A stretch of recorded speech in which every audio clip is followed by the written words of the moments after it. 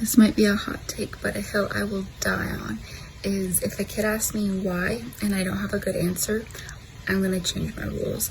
I don't like the phrase "because I say so." Whenever parents say that, it kind of is a huge ick for me.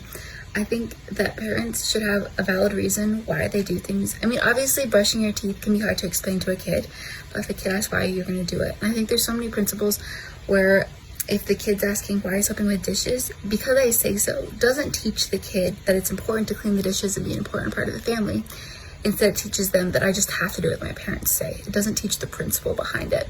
I think teaching the principle behind why a kid is doing something is what's going to help them grow up to become a contributing adult in society, and a respectful member of their family as well. Someone that you know you can turn to and trust later on.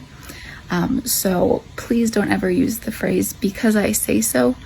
Please try to explain to your kid why.